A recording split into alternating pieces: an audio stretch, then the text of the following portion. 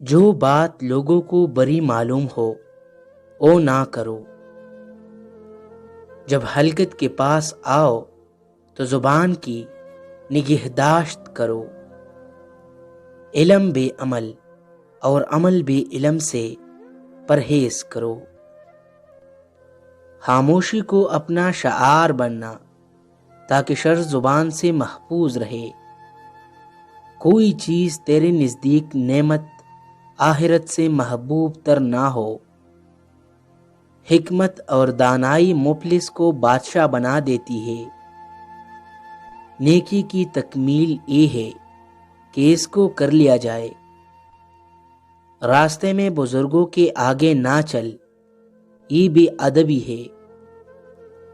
مصائب دنیا کو آسان خیال کر اور موت کو ہر وقت پیش نظر رکھ۔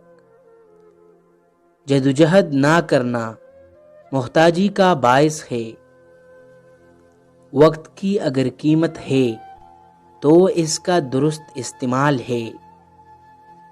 نظر کمزور ہو تو صبح سویرے سبز گھاس کو 10 منٹ دیکھا کرو، ایک ہفتے میں بینائی تیز ہو جائے گی۔